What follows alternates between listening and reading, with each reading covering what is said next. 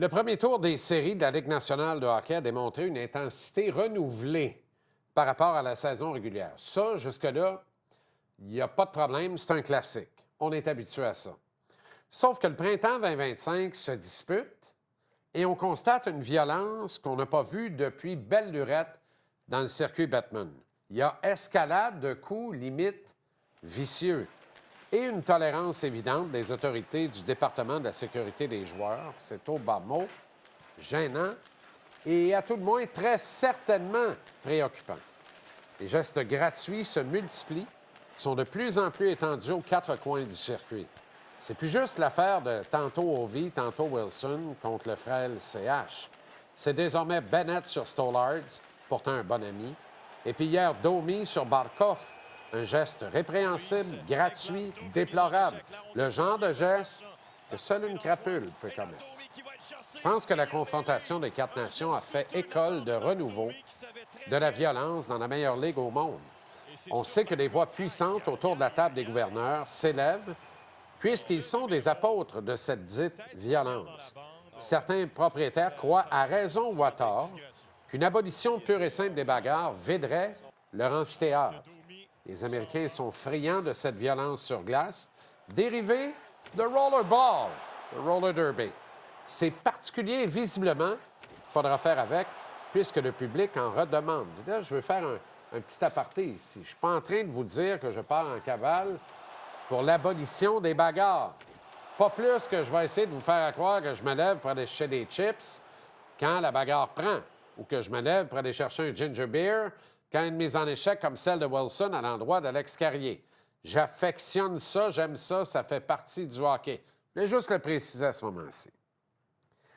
Il y a plusieurs partisans des Panthers de la Floride, et ils l'ont dit haut et fort, qui veulent rien savoir que Max Domi soit suspendu. Ils sont exaucés pour sa tentative de blessure à l'endroit de leur capitaine Sacha Barkov.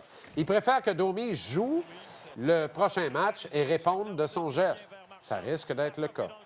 Ils attendent aussi de voir Matthew Tkachuk s'en prendre à Mitchell Marner, comme il l'a promis. Puis quoi encore? Une tribune téléphonique avec Reggie Dunlop? Pourquoi pas? Où va s'arrêter cette escalade? Bien malin qui peut le prétendre. La colonne de pouvoir de la Ligue nationale est claire. Colin Campbell est celui qui dicte la marche à suivre aux officiels, leurs superviseurs et au département de la sécurité des joueurs, qui est tout sauf indépendant de la Ligue. Si Campbell décide qu'on laisse jouer, les responsables et superviseurs des arbitres laissent jouer. Les réviseurs au département de la sécurité font avec eux et tout. Campbell ne décide pas tout seul de comment ça va ou ne va pas se passer, bien évidemment.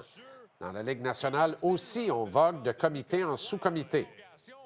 Mais ultimement, la volonté d'une majorité de propriétaires est communiquée à Campbell depuis Bettman et Daly et descend jusque sur la glace où les officiels, par grands bouts, ne savent plus trop comment faire leur travail.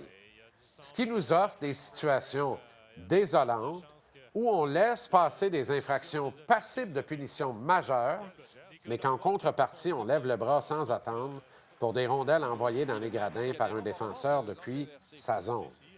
Je ne dis pas qu'il faille modifier ce règlement basé sur punir une forme de dégagement illégal, mais avouez que c'est particulier de voir des équipes gagner ou perdre des matchs en unité spéciale sur des gestes souvent involontaires et en contrepartie, être incapable de le faire alors que des soldats tombent au combat suivant des coups salauds.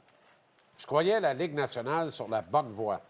Je me disais que ce sport se nettoyait de plus en plus en route vers une certaine respectabilité, une mutation de sa clientèle ou à tout le moins un élargissement du profil de son public cible. Il y a peur que ce ne soit pas le cas. On dirait bien que l'Américain moyen, Redneck Sabar, soit le client cible par excellence des penseurs de la LNH. C'est un choix qui se défend, très certainement. Qui je suis, moi, pour pourfendre Bettman, qui n'arrête pas de faire exploser la caisse de revenus de sa ligue? Il doit faire quelque chose comme du monde certain. Et moi qui se lève jamais, je le répète, pour aller me chercher des chips quand les gants tombent, elle ne m'a pas me lancer dans une campagne pro-abolition des bagarres. Je le reprécise. Toutefois, je souhaite vivement une prise de conscience afin de tenir la ligne dure et ferme quant aux gestes disgracieux. Une réglementation des plus claires au niveau des coups à la tête, qu'ils soient intentionnels ou non. Il en va de la sécurité des joueurs et d'une qualité de spectacle à préserver. La Ligue est plus jeune, plus rapide, plus agile que jamais. Ne laissons pas les dinosaures reprendre le contrôle et remettre à la mode les gaillards redresseurs et dangereux qui ne tournent pas ces deux bords. Le hockey est plus beau que jamais. Il faut le garder ainsi, autant que faire se peut. Il y a quelque chose d'ailleurs qui me dit qu'à Montréal, Kent Hughes, Jeff Gorton, Martin Saint-Louis et Associates ne seraient pas fâchés de ça.